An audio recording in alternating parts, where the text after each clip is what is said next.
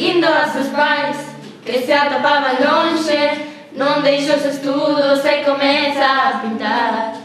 Cos 16 comezou a estudar Belas Artes na escola da capital. Fundou un núcleo artístico cun par de amigos, pintaba moito Porto e as pequenas rúas, tamén o natural, como a literatura. Espabila, que sonreír es gratis, regala buen rollismo.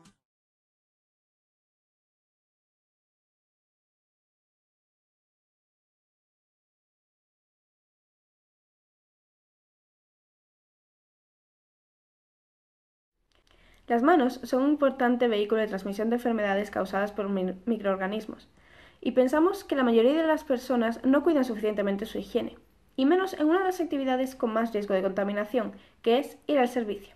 ¿Hasta qué punto es importante lavarse las manos después de ir al servicio? Este trabajo nos podrá ayudar a promover el hábito de lavarse las manos.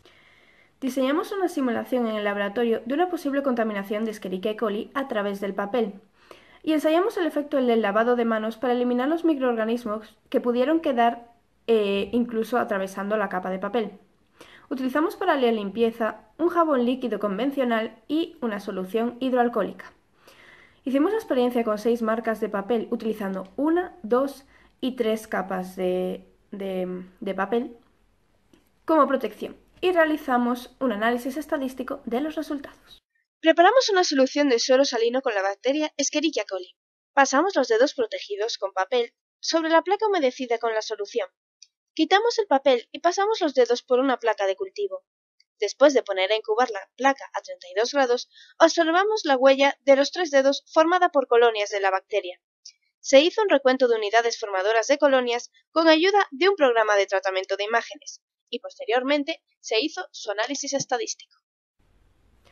Se ha comprobado que, incluso protegiéndonos con papel, los microorganismos pueden pasar a través de él, además de que es más eficaz utilizar 3 y 2 capas de papel en comparación con una.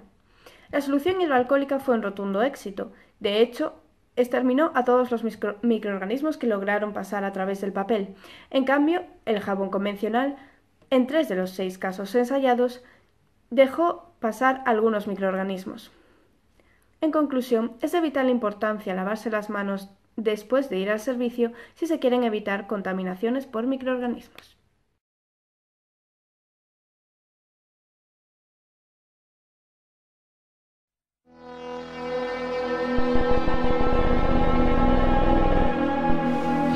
Crees que hai rúas ou plazas co seu nome? A. Sí, en toda España. B. No. C. Hai unha bandeira. D. Sí, hai 6 en Galicia. D. Sí. Correcto. Correcto. Que prezo crees que acadou unha obra de Colmeiro? A. 3 millóns de euros. B. 100.000 euros. C. 50 euros. D. 66.000 euros. B. No. Incorrecto. D. 66.000 euros.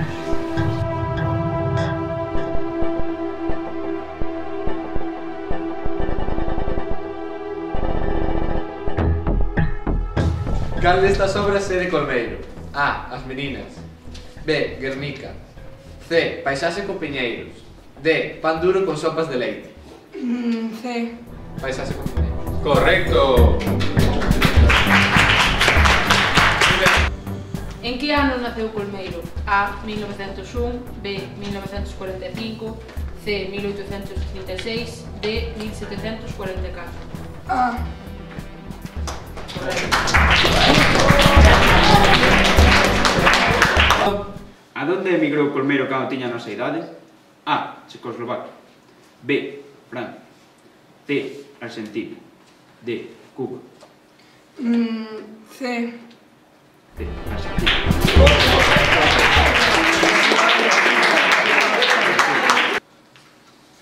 Onde está situado un parking con nome de Colmeiro? A. París. B. Canadá. C. Vigo. D. Santiago. C. Correcto.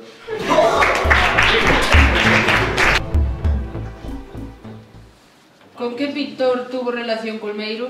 A. Picasso. B. Velázquez. C. Goya, D. Van Gogh.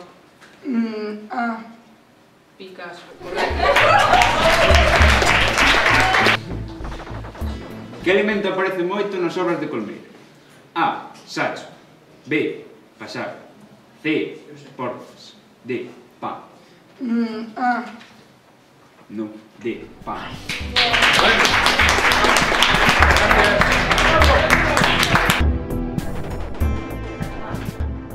Son Alejandro José Fajardo Tato. E onde ves? De Cira. Onde traballou Colmeiro estando na Argentina? A. Nunha fábrica de zapatos. B. Nunha panadería. C. Nunha escola de arte. D. Nunha barbería. C. Incorrecto. A. Nunha fábrica de zapatos. Pois me llamo Luciano e vivo en Madeira. Por que decidiu queimar unha boa parte das súas obras? A. Porque unha das súas obras que fixo dixéronlle que era abstracta cando non o era. B. Porque non lle gustaba. C. Quería cocer o pan e utilizou os cadros para prender o lume. D. Porque decidiu abandonar a pintura. C. Falso. A meta era porque unha das obras que fixo dixéronlle que era abstracta cando non o era.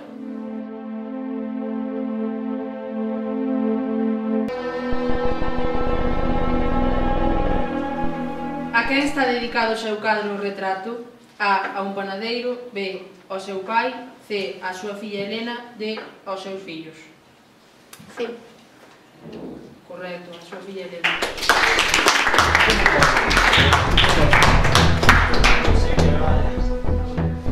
Colmeiro cando visitou este instituto? A. Na inauguración das pizarras digitais. B. Na inauguración da pirámide. C. Non o visitou. D. Cando recibimos o primer premio.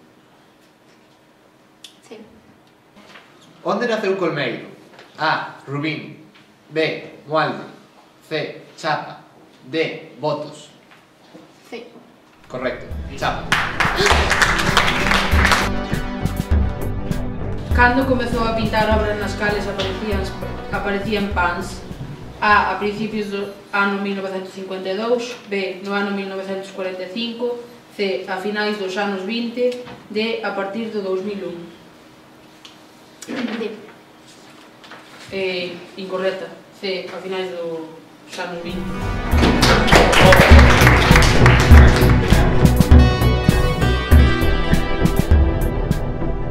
Cantos fillos tuvo? A. Non ten. B. 2. C. 12. D. 3. A.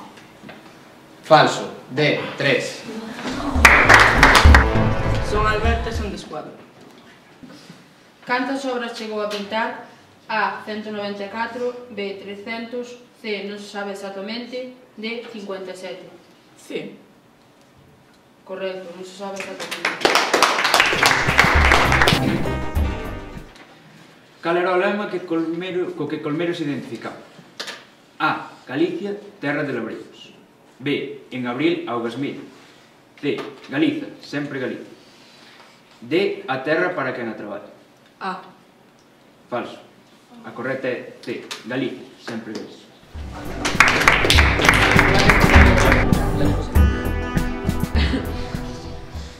Según él, a que anos empezou a pintar seriamente? A. 8 anos. B. 20 anos. C. 16 anos. D. 41 anos. D. D. Falso. A correcta era C. 16 anos.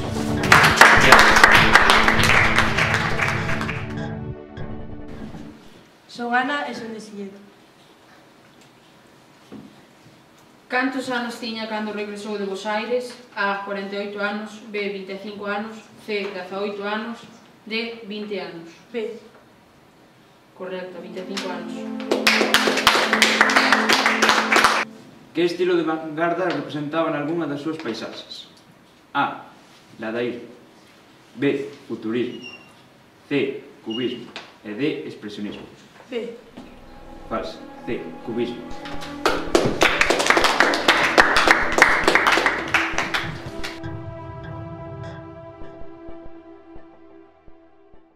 Son María e son de Silledo. Que famoso autor galego mencionou a Colmeiro? A. Cervantes. B. Espronceda. C. Valle Inclán. D. Suso de Toro. A. Falso. A verdadeira era C. Valle Inclán.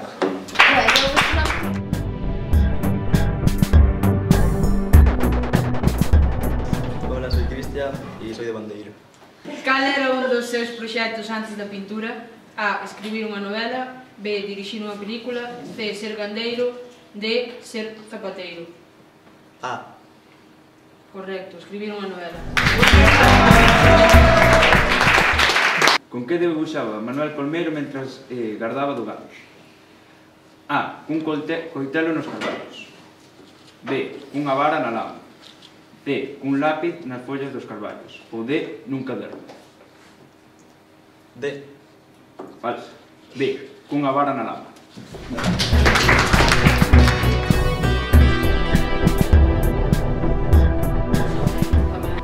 ¿Cómo se llama esta obra? Galegos.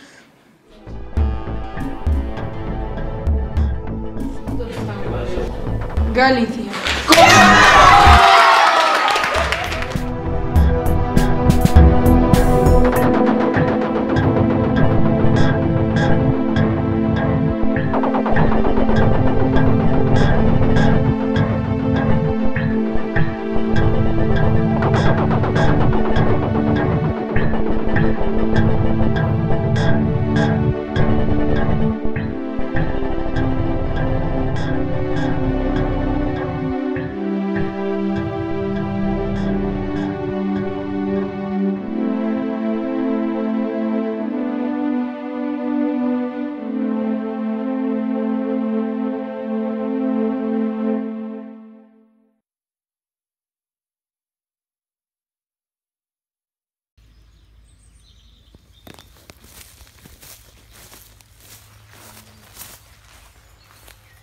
Hola, yo soy Eva y os voy a hablar un poco el porqué de hacer el trabajo sobre la Cueva de Irós. Todos conocemos, por ejemplo, la Sierra de Atapuerca u otros yacimientos importantes, pero no los que tenemos realmente cerca. Además, la Cueva de Irós se encuentra relativamente próxima a nuestro instituto. Entonces, ¿por qué no conocer lo que es nuestro? Por otra parte, todo el tema de la evolución tiene todavía muchos apartados por descubrir. Hola, soy Ana y os voy a hablar de la distribución del trabajo. El trabajo consta de varias partes. Primero hablamos sobre los yacimientos de la depresión de Monforte y después nos centramos en la Cueva de Irós. Hablamos sobre la cueva, sobre todas las excavaciones que se realizaron a lo largo de los años, los diferentes niveles de la cueva y lo que se encontró en ellas. Y por último, realizamos una conclusión. Hola, yo soy Lucía y hablando un poco sobre la cueva, puedo decir que es una cueva prehistórica, situada en el municipio de Triacastela, en Lugo, en la cual se encontraron muchos yacimientos arqueológicos del Paleolítico. Hablando sobre la metodología del trabajo, podemos decir que es un trabajo bibliográfico, ya que toda la información que hay en él fue sacada de investigaciones o de periódicos. Hola, yo soy Aida y os voy a hablar un poco de las conclusiones. Después de muchas investigaciones se encontraron muchos restos de animales carnívoros como osos, pero también se encontraron materiales elaborados por los seres humanos, pero no hay ninguna prueba de neandertales, por lo que puede ser que la cueva fuera un lugar de paso y no permanecieran allí mucho tiempo, por lo que si seguimos buscando puede ser que no acabemos encontrando nada. Bueno, y nosotros 4 somos estudiantes de primer bachillerato Ciencias del Instituto IESA Píngara de Monforte de Lemos.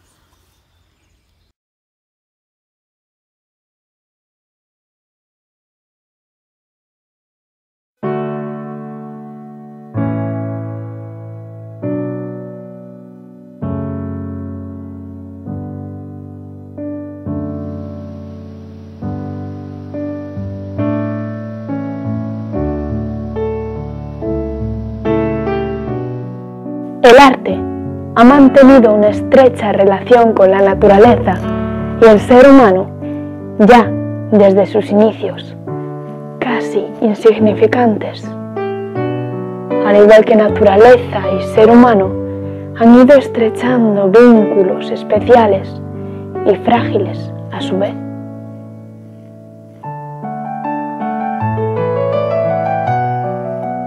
Como tema clave de este proyecto, tenemos el de plasmar esta última relación junto con el mundo de lo natural. en pleno apogeo de las nuevas tecnologías, buscadoras de felicidad ante todo, esta relación tan frágil y sobre todo de respeto hacia la naturaleza ha sido casi desterrada al olvido.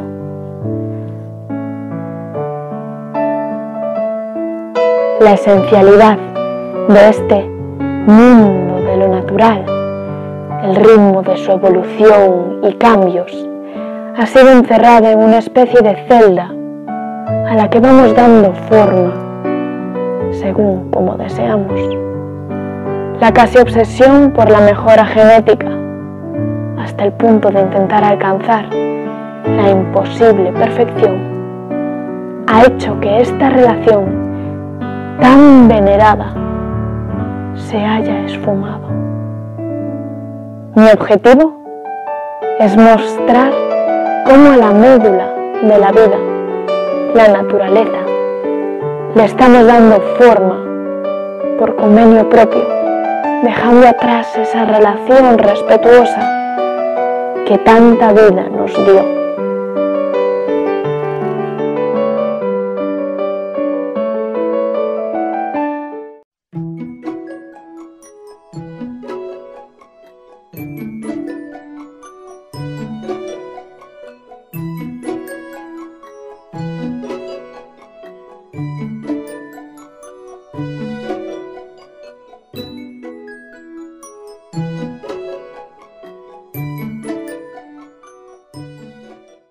A motivación naceu da curiosidade, xa que un día cunhas prácticas no laboratorio co profesor de biología encontramos un obxecto estrano. Ese obxecto era unha egagrópila. Unha egagrópila non é máis que a regurxitación dos pelos e osos das presas da curuxa, que xa non precisa para a súa alimentación.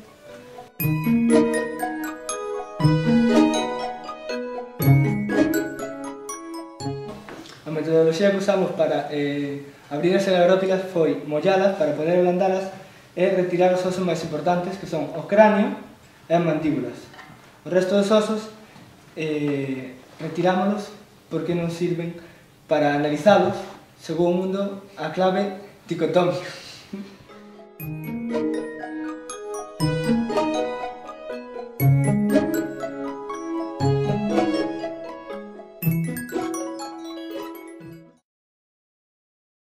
A maioría das veces, a lupa de man non nos aportaba suficiente precisión como para determinar que especie era.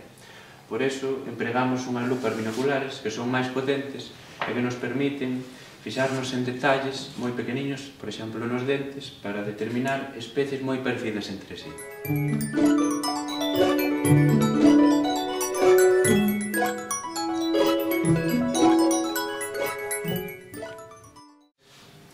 Unha vez obtidos os resultados, analizámolos e sacamos como conclusión que as presas máis abundantes da curuxa na nosa zona son o rato toupiño, Microtus lusitanicus e o rato de monte. Apodemus silváticus. Ademais, tamén atopamos menos presas de outro tipo de especies e algúns anfibios.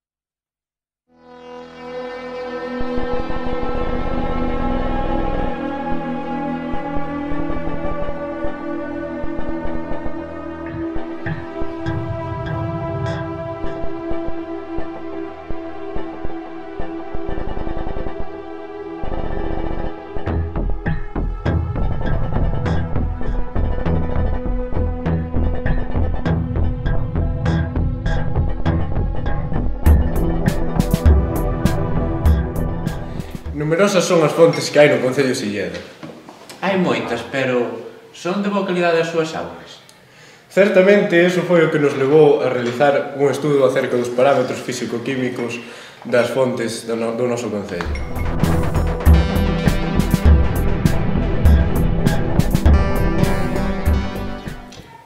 O propósito deste traballo consistiu en realizar unha análise da auga das distintas fontes que atopamos na nosa comarca do Deza, mediante o estudo de 5 parámetros físico-químicos.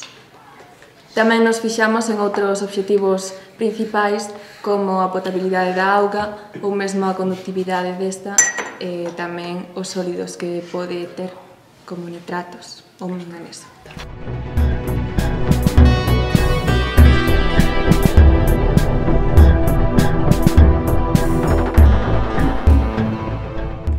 Cada un de nós ocupábase de 2 fontes, as cales tiña que ir unha vez ao mes a por agua con estes botes de 250 ml. E neles, nas etiquetas, tiña que anotar a fecha, a hora e a temperatura exacta. E xa despois no laboratorio analizábamos os distintos parámetros como era o pH, a conductividade, manganeso, nitratos.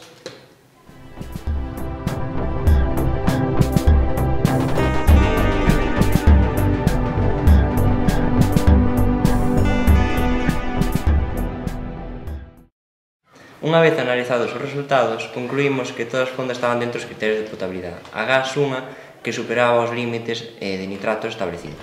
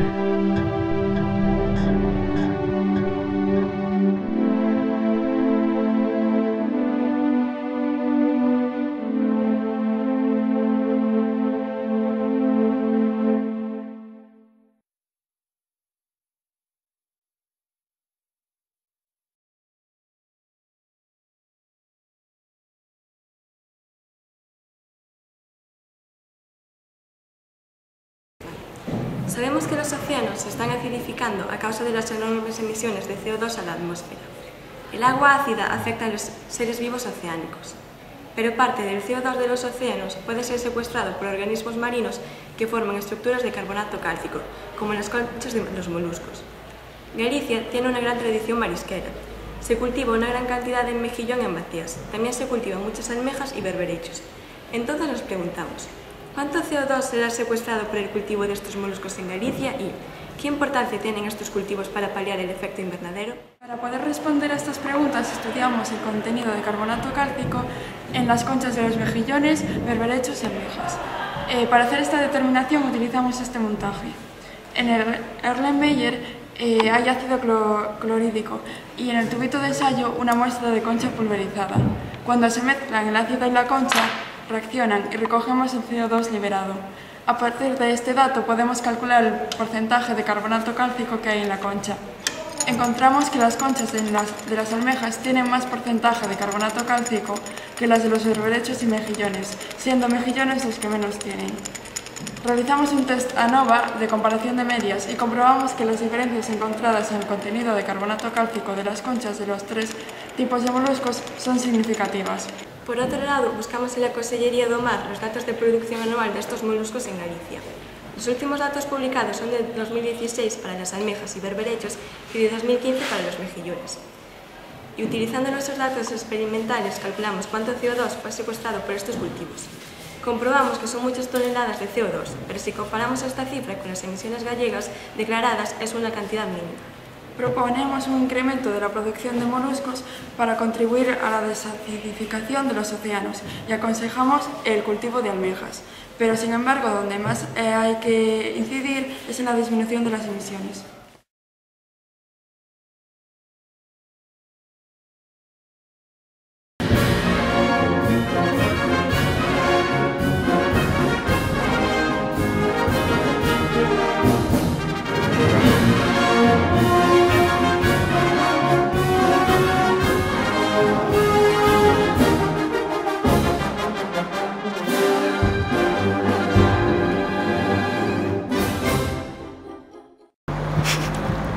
No tiene idea. A ver, espera, vamos a empezar. O autor desa obra é Manuel Colmeiro. Quen non sabe iso? Supoño que máis San Miguel, pero non o sei. Manuel Comejo. Cordeiro. Manuel Colmeiro. Ni idea, parece de máis San Miguel, pero... O do creador de Sitges. Colmeiro. Non.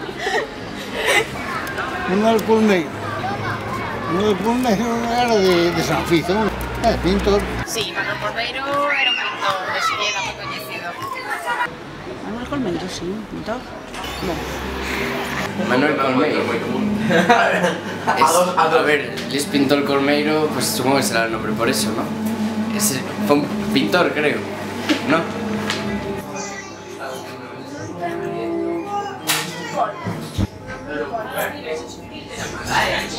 Manuel Colmeiro. Sí, el pintor aquí en Vidazo era muy importante.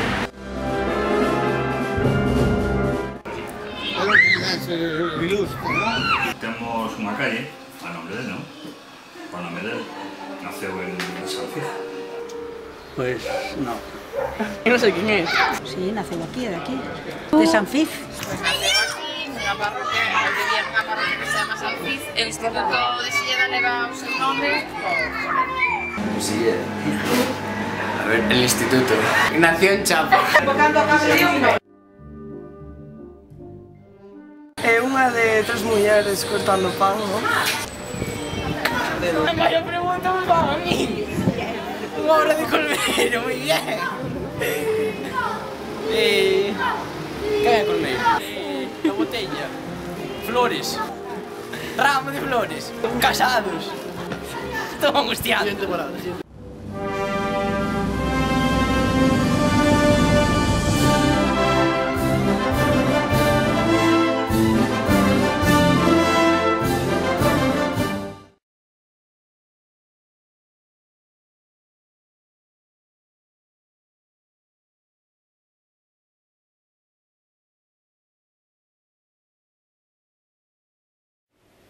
Debido a que actualmente hai unha gran conexión entre nós mesmos e os móviles, decidín facer un estudio sobre a microbiota que estes podían ter. Para elo, escollín a 10 chicas do meu instituto e 10 chicos e fixen un análisis de canta contaminación tiñan os seus móviles. Para iso, realicei a seguinte metodoloxía. Primeiro de nada, collemos unhas plantillas de 4 cm por 4 e puxámoslo no teclado do móvil que supuxamos que sería a zoa que podría ter maior contaminación de bacterias. Logo, con un hisopo un pouco mollado en suero salino, fixamos o muestreo.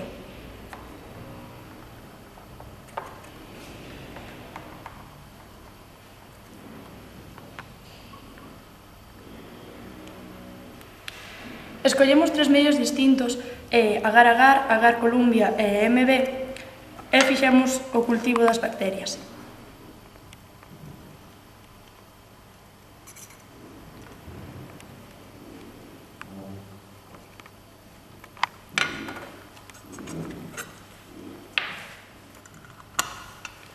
Tras incubalo na estufa a 32 grados, ao día seguinte obtivemos unha serie de colonias. Fixemos o estudio morfolóxico de cada unha delas e seleccionamos cales delas eran diferentes para realizar cultivos puros. Finalmente, fixemos probas metabólicas das súas reaccións biolóxicas para así determinar máis ou menos que tipo de organismos eran. E finalmente, fixemos a proteómica para determinar a especie concreta. Os resultados da nosa investigación foi que a maior parte dos móviles estaban contaminados, o 70% aproximadamente, 14 de cada 20. E tamén obtivamos que non había diferencias significativas entre os móviles de chicos e os móviles de chicas, e que a maior parte das bacterias eran bacterias da piel, estafilococos, que son inocuas para nós, pero que últimamente están causando moitas enfermedades nos hospitales.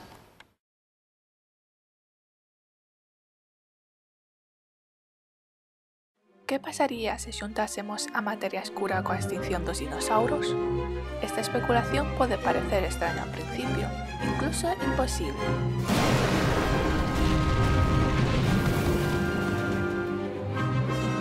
Pero atrae realmente a atención, non?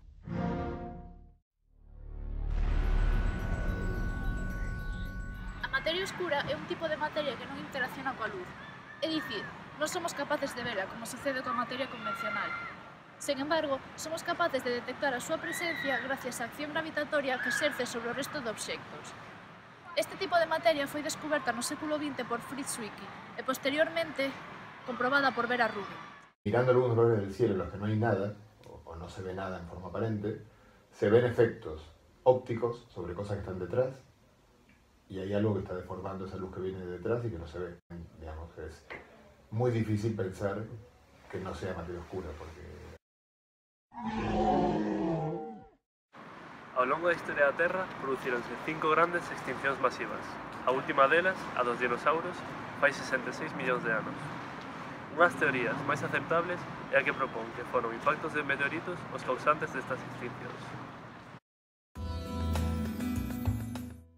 A física estadounidense Lisa Randall propón no seu libro A materia escura e os dinosauros unha teoría que relaciona estes dous termos. Ela establece a existencia dun electromagnetismo escuro que provoca a disposición da materia escura en forma de disco atravesando as galaxias. Estas, ao estar efectuando un movimento circular e vertical á vez, entran en contacto con este disco de forma periódica. Este encontro aumenta a cantidade de materia no noso sistema, o que a súa vez aumenta a atracción gravitatoria. Isto causaría a desviación dun número maior de meteoritos cara ao Sol, que na súa caída podía atoparse coa Terra, provocando así as grandes extincións masivas.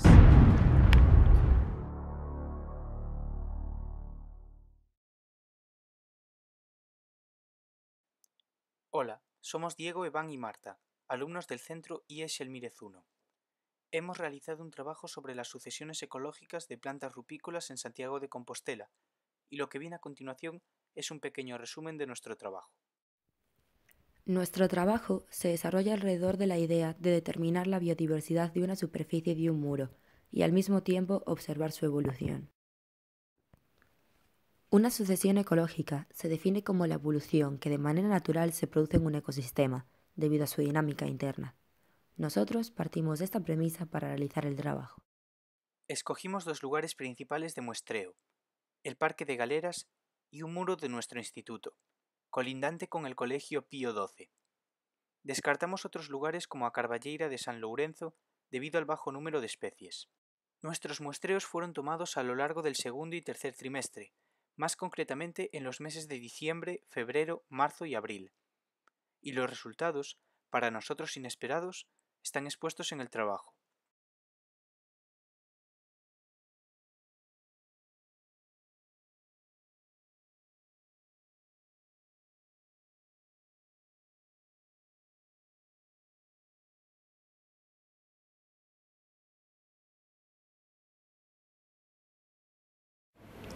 Los grelos, también conocidos como Brassica rapa, son una especie vegetal muy importante en Galicia, en la cultura y en la gastronomía. Entonces, en este trabajo me he interesado por esta planta y he querido comprobar cuáles son las variedades más abundantes en el territorio gallego y del norte de Portugal incluso, ya que comparten condiciones climatológicas con España en este sentido. Con lo cual, me he planteado dos preguntas principalmente. La primera, si las semillas de grelo reaccionan de forma fotoblásticamente positiva a la luz y en qué medida lo hace cada variedad. Y la segunda pregunta es si las semillas viables, es decir, aquellas que presentan procesos metabólicos, tienen una mayor tasa de germinación que las no viables. Tras la revisión bibliográfica, nuestra hipótesis era que las semillas de grelo efectivamente iban a presentar una naturaleza fotoblástica positiva, ya que son semillas muy pequeñas y debido a su tamaño, este tipo de plantas pues tienden a germinar más influidas por la luz que las que no. Para ello pusimos a germinar 50 semillas en 5 placas Petri, una por cada variedad: Monfero, San Blas, Portugal, Santiago y San José. Y hemos puesto por debajo un papel de filtro.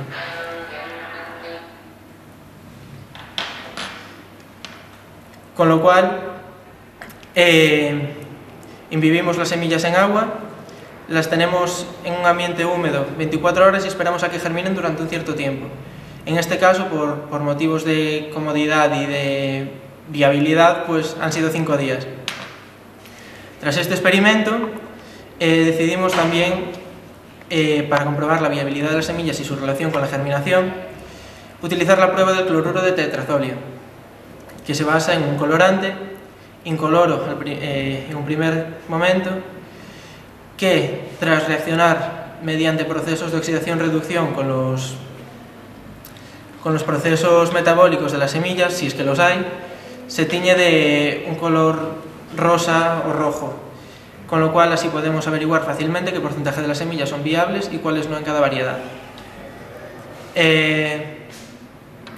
Entonces, los hemos tenido en agua, en un vaso de precipitados pequeño, con agua, una muestra pequeña de 10 semillas de cada 50, y hemos esperado 24 horas, con lo cual al día siguiente hemos cogido los resultados y anotado. Después, para las pruebas de germinación, hemos utilizado una cámara de germinación con un fotoperíodo a periodos regulares de luz de 12 horas, con lo cual así podíamos hacernos una imagen realista de lo que viene siendo la realidad en la agricultura, que puede ser el campo de aplicación más directo para este experimento. Entonces, de este modo, del mismo modo que hemos hecho la prueba fotoperíodos de luz y oscuridad, la hemos hecho también con oscuridad absoluta, en una estufa de germinación, con lo cual así podíamos contrastar bien las diferencias entre cada una de las condiciones. También se han tratado de mantener controladas las variables como la temperatura, la humedad y demás condiciones ambientales que pudiesen afectar a la germinación. Finalmente, hemos obtenido resultados bastante significativos, y es que con la prueba de germinación hemos descubierto que tanto a la luz como a la oscuridad, cada una de las 5 variedades de semillas germinan de forma distinta. Pero es relevante también el hecho de que a la luz todas germinan más vigorosamente que en oscuridad, con lo cual tenemos ahí un dato de que hay mecanismos de adaptación a distintas condiciones climatológicas. Y además, pues hemos tratado de establecer una correlación. Primero hemos tabulado los datos numéricos y hemos tratado de establecer una correlación entre el porcentaje de viabilidad encontrado en cada variedad de semillas y lo que es el porcentaje de germinación final tras los días de ensayo. Finalmente, tras graficar estos resultados, hemos encontrado que existe una fuerte correlación positiva entre el porcentaje de viabilidad de las semillas y el porcentaje de germinación, con un coeficiente de correlación R² bastante próximo a 1. Y además, pues cabe destacar que hemos también validado la hipótesis que teníamos al principio de que las semillas pequeñas se dejan influir fuertemente por la luz.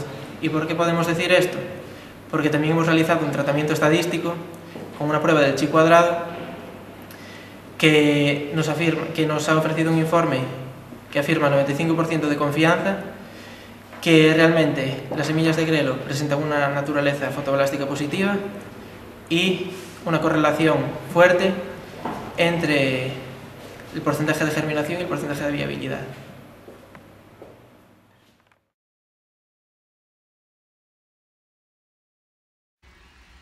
Bos días, eu son Sara Salgueiro. Eu son Elena Calzadilla, somos alumnos do segundo de Bacharelato Internacional no IES Rosalía de Castro, en Santiago de Compostela. A continuación presentaremos o noso proxecto para a primeira entrega do Premio Estifazón. O seguinte traballo ten como obxectivo concienciar sobre o lamentable estado no que se atopa o río Sar e así propor solucións para remedialo. Tomanse como referencia 3 puntos localizados nos municipios de Ames, Padrón e Compostela. Para conseguir ou fontes externas aportaron información e análises e así nos corroborámoslo con visitas aos ríos. O estado do río determinouse gracias a parámetros tanto físico-químicos como ecolóxicos. Examináronse factores tales como o pH, a conductividade, as temperaturas ambientais e os componentes do agua. Tamén determináronse os principais factores da biodiversidade e como estes afectan na fauna do río e dos seus arredores. A pesar da existencia de depuradoras no río, os niveles de contaminación seguen a ser moi elevados. As verteduras procedentes da rede de sumidoiros e tamén das efluentes das depuradoras condicionan totalmente a calidade da auga e, por tanto, do ecosistema. O problema da contaminación pasa inevitablemente á necesidade da realización dun forte investimento na rede de saneamento de Santiago. Por iso, propoñemos a modernización da rede de sumidoiros e a construción dunha nova edad, é dicir, unha depuradora que sexa capaz de limpiar a totalidade dos residuos que xera a cidade de Santiago. Gustaríanos agradecer a Jesús Santamarina e aos técnicos de Augas de Galicia por proporcionarnos toda esa información e análises para poder realizar este proxecto. Sen eles, este traballo non se tería levado a cabo.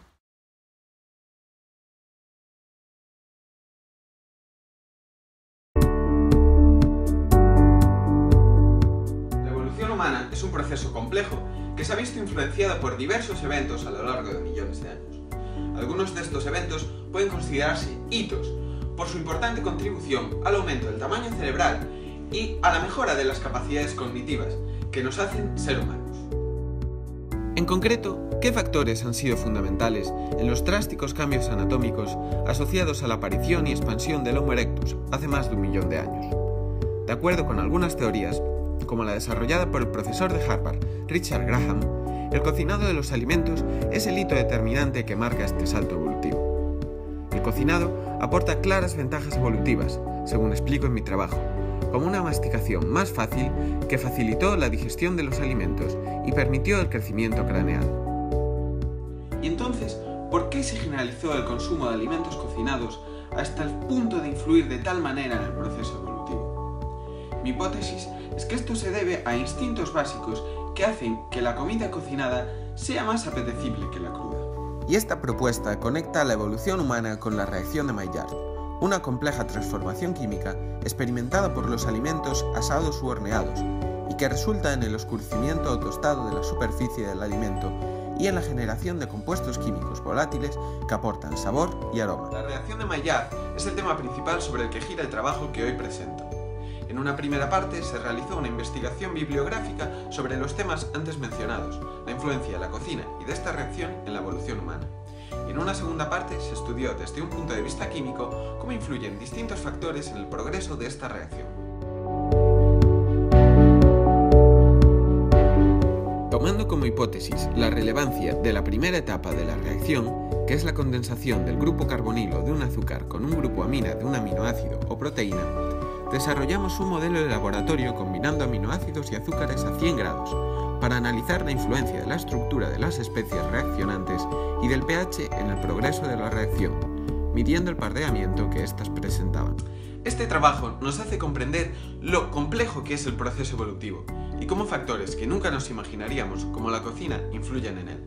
También, una vez más, vemos que la química está en todas partes e influye en cada uno de los aspectos de nuestra vida. Chámome Sabrina, son de cuarto da ESO. Eu son Lucía, de segundo de BAC. E eu son María, de cuarto da ESO. E estamos no Xardín Botánico do IES a Pinguela, o cal está situado sobre unha terraza fluvial, moi preto do río Cabe. Decidimos facer un estudo sobre un estudo xeolóxico utilizando unha fosa xa previamente feita, malia que xa había outros estudos da zona de Monforte, aínda que non da zona da Pinguela. Unha vez tendo a xeolocalización, procedemos a extraer as mostras dos parámetros físico-químicos que despois analizamos no laboratorio. Onde medimos e analizamos dito parámetro con tranquilidade repetindo para asegurar os resultados que nos foron decisivos na conclusión e finalidade da proba que realizamos.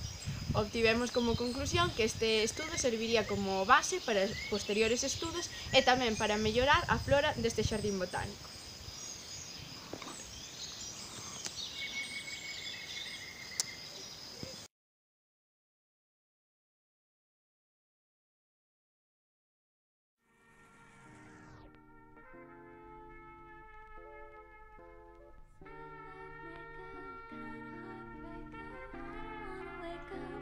You in my life song.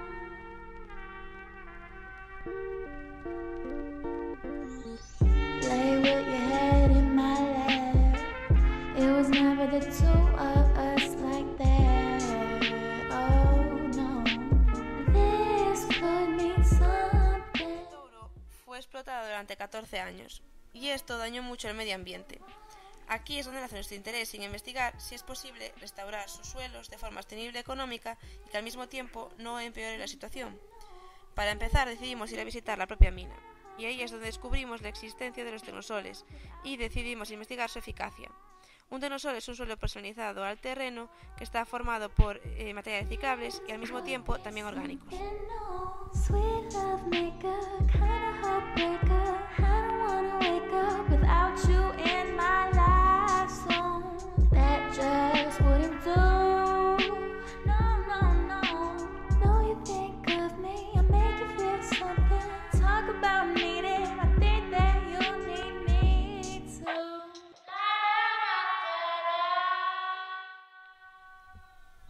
Ahora os estáis preguntando cómo hemos realizado el trabajo. Primero seleccionamos dos tecnosoles, el T1 que mayoritariamente está hecho por mejillones y el T2 que está hecho por ceniza de papel. Estos los dividimos en cuadrantes y fuimos varios días a las minas para identificar las plantas, sacarles fotos, etc. Y luego en el laboratorio identificamos las diferentes especies y además también los índices de biodiversidad y de riqueza. Moment's so sweet, I think he likes me. Relax, I'll show you where to go. This is something I could get used to. Sweet love maker, kinda heartbreaker. I don't wanna wake up without you in my life zone. That just wouldn't do. Después de analizar los resultados, llegamos a la conclusión de que los tecnosoles son una gran técnica de restauración en suelos de mina, que además devuelven con una gran diversidad la flora y fauna autóctona de la zona. Si nos centramos en la comparación de los tecnosoles, vemos que el T1 tiene una mayor eficacia frente al tecnosol T2. Este le da al ambiente una mayor biodiversidad de especies y además neutraliza el pH y reduce los metales pesados.